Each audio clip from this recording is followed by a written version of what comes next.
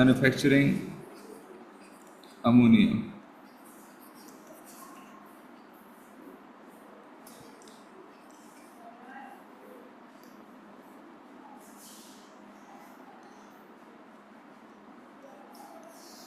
What is ammonia? NH3. It's very useful. It is used as in the fertilizer mainly, okay, and to make many other. It can be used as disinfectant, okay, in the जो हम phenyl इस्तेमाल करते हैं, ठीक है, for the floors, okay, for mopping the floors, okay.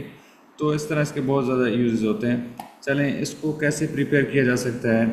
तो इसके लिए जो रॉ मटेरियल होते हैं ना, रॉ मटेरियल जो इसके लिए रिक्वायर्ड होता है वो क्या है, वो है इसके लिए नाइट्रोजन, और साथ क्या होता है जी, हाइड्रोजन दरकार होती है, ठीक है। These are required. So where would take the nitrogen from the you can say the fractional distillation of air। देखिए, फ्रैक्शनल डिस्टिलेशन का मतलब होता है on the basis of boiling point, ठीक है, किसी चीज़ की separation from the mixture of thing on the basis of boiling point we can separate something, okay. तो यहाँ पे देखें, हम एयर से बॉइलिंग पॉइंट पे ही करते हैं, लेकिन होता क्या है कि एक में होता है कि हमारे पास लिक्विड का मिक्सचर होता है, तो उसको हम हीट अप करते हैं, तो बॉइलिंग पॉइंट पे बॉयल होता है, तो उसको वेपर जो होता है उसको कंडेंस कर लेते हैं। यहाँ पे हम air already that is the vapours, okay, या गैसियस फॉर्म में, उसको हम क्या करते हैं, ठंडा करते हैं उसको, ठीक है। बॉइलिंग पॉइंट पे जब आता है उससे नीचे आता है लिक्विड बन जाता है, जो नाइट्रोजन लिक्विड बन जाता है उसको हम स्टोर कर लेते हैं, ठीक है। अच्छा, इस तरह यहाँ पे from the cracking of petroleum, ये एयर के अंदर बहुत कम पाई जाती है। ये तो चलो 28%, 78%, sorry 78% it is found, okay, 78%, तो ये तो पाई जाती है, लेकिन ये एयर के अंदर बहुत कम होती है। We can not take it out from the air, it's very less amount. तो इसको हम कहाँ से लेंगे, from the cracking of petroleum.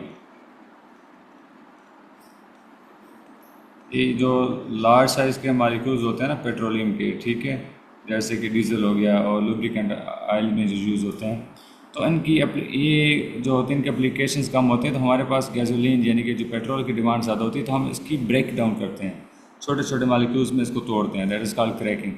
तो उसमें हमारे पास हाइड्रोजन भी प्रोड्यूस होती है, ठीक है।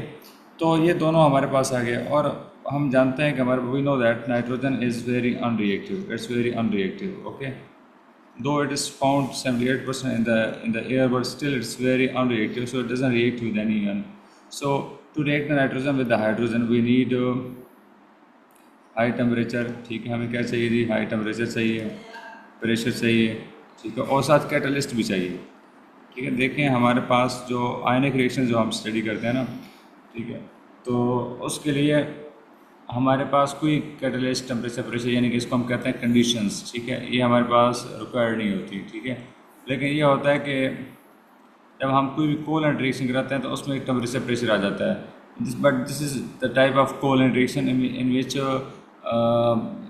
nitrogen is totally unreactive, it doesn't react, so we need to have some temperature, pressure and the catalyst, okay। तो सबसे पहले हम देखते हैं कि इसको प्रिपेयर करने का जो प्रोसेस है that is discovered by the harbours, that is called harbours process, okay. So what Haber said that when you mix the 1 volume of nitrogen with the 3 volume of hydrogen, okay, at some specific conditions, means 250 atm temperature हो, 5.5 sorry 450 centigrade क्या हो temperature हो, और iron जो है वो catalyst हो, then we you get ammonia, okay, and that's very useful.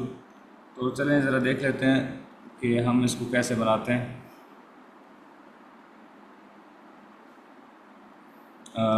Here we have a short graph I'm going to make over here.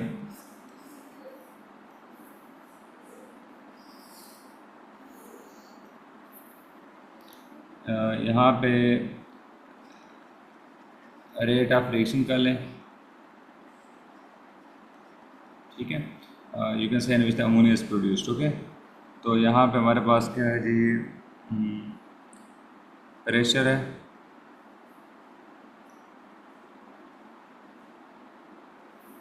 sorry, at the temperature you can say, sorry, this is the pressure, okay, like this. तो इसमें एक side पे pressure है, ठीक है। अब इसमें क्या करते हैं कि हम ना इसमें देखते हैं कि कैसे इंक्रीज़ हो रहा है। So we have to C,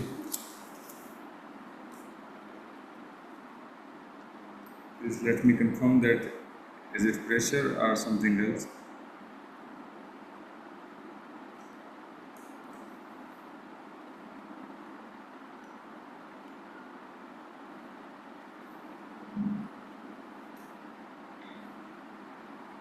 Okay, so this is the pressure, okay, over here, and here the yield of ammonia, or sorry, you can say there is the yield of ammonia. There is a yield of ammonia, ammonia की पैदावार, ठीक है, yield of ammonia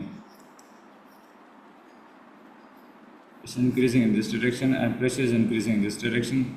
So what happens कि हमारे पास ना जो जो temperature ज़्यादा होता है तो उस पर क्या होता है, हमारे पास इसकी आउटपुट कम हो जाती है। रीज़न क्या है, हमारे पास फॉरवर्ड रिएक्शन जो है ना वो एक्सोथर्मिक है, जितना टेम्परेचर हम ज़्यादा करेंगे फिर गड़बड़ हो जाएगी। यानी कि हमारे पास, ठीक है, this is the at 600 centigrade, ठीक है, इससे ज़्यादा हमारे पास एक 500 जो है टेम्परेचर ज़्यादा करते हैं, कम करते हैं तो 500 पे हमारे पास यील्ड ऑफ अमोनिया ज़्यादा हो जाती है, ठीक है। और 450 पे तो ये हमारे पास जो है ना 450 centigrade,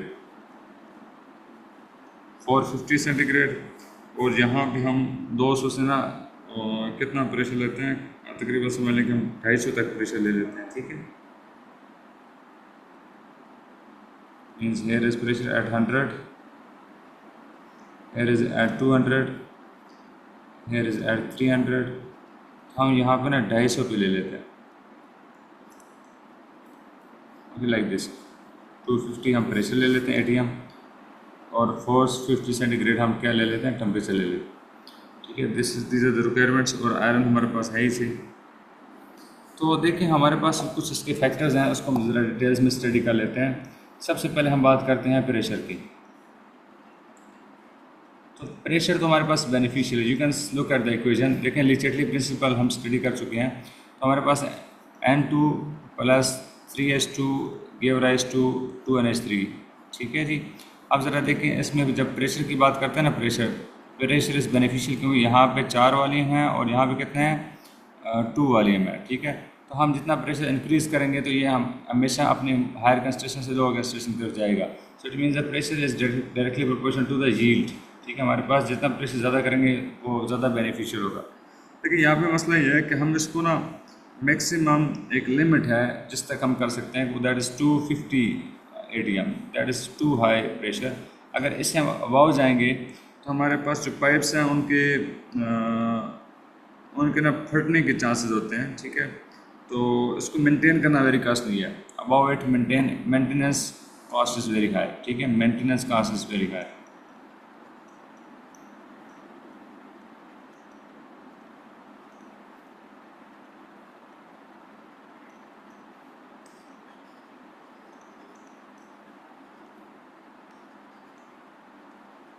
is very high.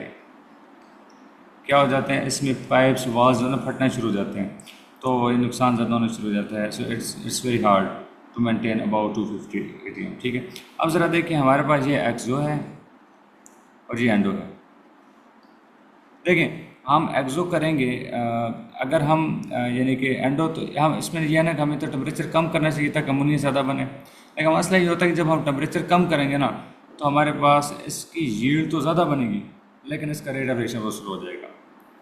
Now let's study about the temperature.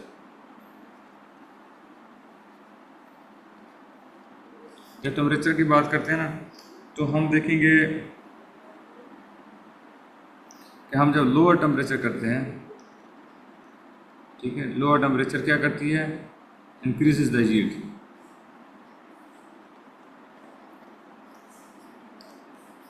लेकिन ये वो हमारे पास पैदावार तो ज़्यादा बन रही है but low rate of reaction.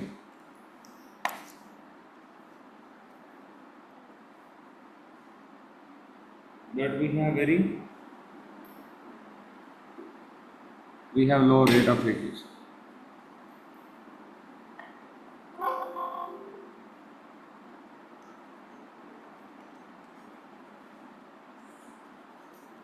पैदावार ज़्यादा हो रही है लेकिन रिएक्शन बहुत स्लो है।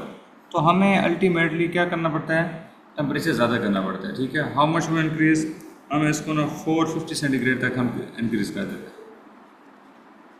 ठीक है, तो देखिए इससे ज़्यादा इंक्रीज़ करें तो आप देख रहे हैं ना, इसमें हमारे पास 500 सेंटीग्रेड किया तो हमारे पास यील्ड क्या होगी, कम होगी।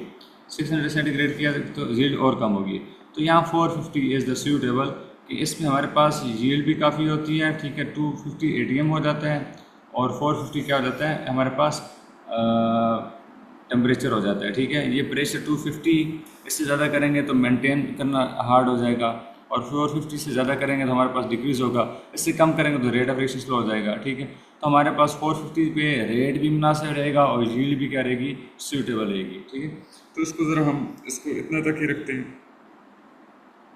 तो अब इसके अलावा मज़ीद हम इसके अंदर कैटलिस्ट डालते हैं। तीसरी चीज़ है, हम कैटलिस्ट डालते हैं which increase the rate of reaction. ठीक है, कैटलिस्ट को हम फर्दर ऐड करते हैं, दैट इज़ आयरन Fe, और ये क्या है, ये हमारे पास पाउडर्ड फॉर्म है, ताकि इसकी इफेक्टिवनेस को इंक्रीज़ किया जा सके। ठीक है, तो ये हमारे पास आयरन होती है। चलें, इसका हमारे पास एक फ्लो चार्ट सा है कि हमारे पास इस तरह इसको सिर्फ समझने के लिए, just to understand that how it works, this is the, you can say, the Haber process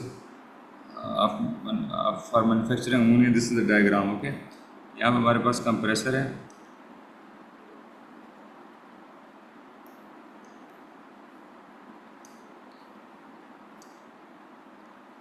यहाँ से हमारे पास ऊपर जाती है ये अमोनिया और नाइट्रोजन और हाइड्रोजन का मिक्सर, और ऊपर जाकर ये ना हमारे पास क्या चीज़ है, ये शेल्स बनी हुई है।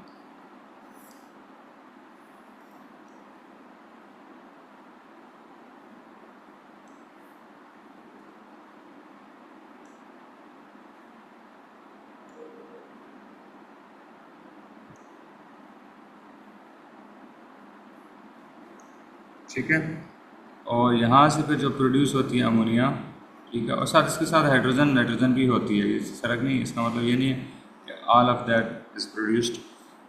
उसको यहाँ पे हम कंडेंस करके क्या कर लेते हैं, अमोनिया को सेपरेट कर लेते हैं कंडेंसर के अंदर, कंडेंसर। ठीक है, यहाँ पे हम उसको क्या कर लेते हैं, सेपरेट कर लेते हैं, अलग कर लेते हैं।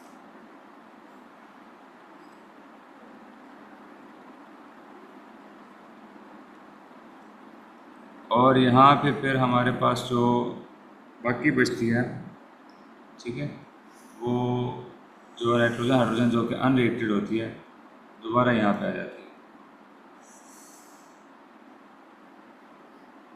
So here is nitrogen 1 volume, ठीक है, और हाइड्रोजन कितने जी, 3 वॉल्यूम। ठीक है, ये this is the compressor.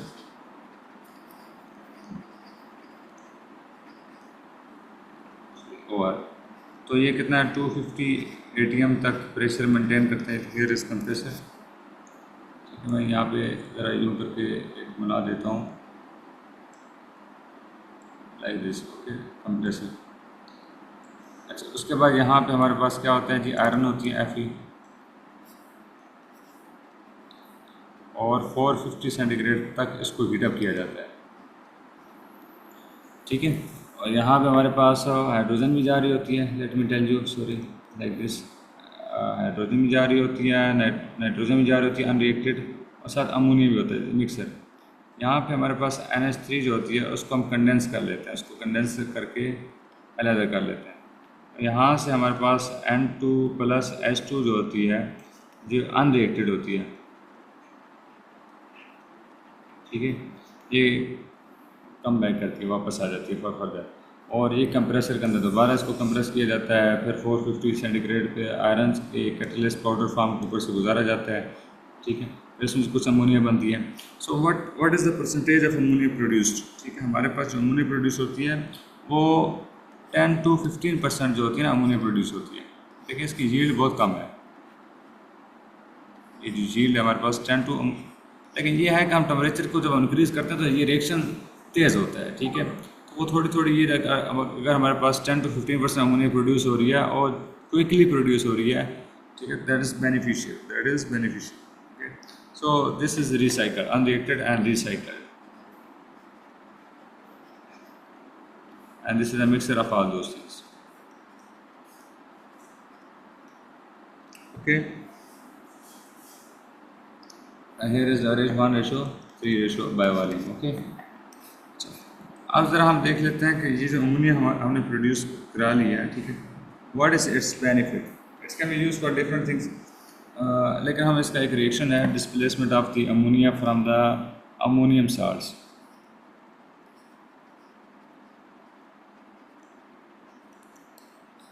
of ammonia from ammonium salts।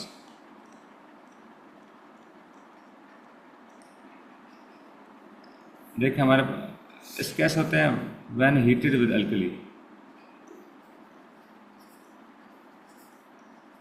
ठीक है, जब हम अल्कली के साथ हीटअप करते हैं हमारे पास निकलती है, जैसे कि मैं यहाँ पे लिख रहा हूँ NH4 अमोनियम क्लोराइड है, इसका रिएक्शन हम करते हैं कैल्शियम हाइड्रोक्साइड के साथ, इसके साथ हम इसको क्या करते हैं जी, हीटअप करते हैं, तो हमारे पास बनती है अमोनिया NH3 गैस बनती है, प्लस 2H2O बनता है, प्लस CaCl2 बनता है, 2NH3, तो इसको मैं यहाँ पे 2 लिख देता हूँ, 2NH3 हर एक ने एक hydrogen, 2 hydrogen from here, 2 from here, 4 hydrogen, 2 oxygen, this one calcium with 2 chlorines because this is twice. Okay, तो ये हमारे पास ये गैस बन जाती है, ये लिक्विड बन जाएगा, ये भी एक्वस बन जाएगा, ठीक है, तो क्योंकि ये भी हमारे पास क्या होता है, एक्वस होता है, ठीक है, और ये हमारे पास क्या होता है, ये सॉलिड होता है। So same type of reaction we can do with NH4Cl with sodium hydroxide, तो इसमें NaCl बनेगा, चले पहले हम साल्ट बना लेते हैं NaCl, फिर एक अमोनिया निकलेगी NH3, ठीक है, और साथ क्या होता है H2O प्रोड्यूस होता है, ठीक है। ये अमोनिया जो होती है ये रेड लिटमस पेपर को ब्लू कर देती है, it turns the red litmus paper, this is test for this.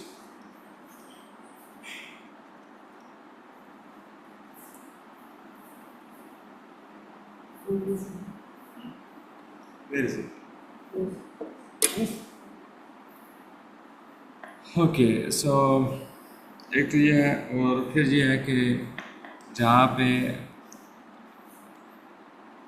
Calcium hydroxide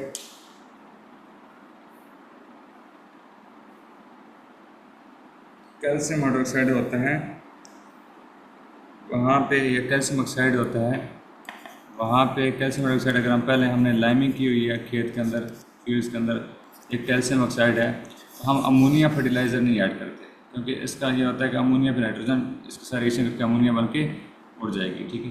that's enough for today, will study in next chapter about sulfur dioxide contact process and some other things, inshallah. Allah Hafiz.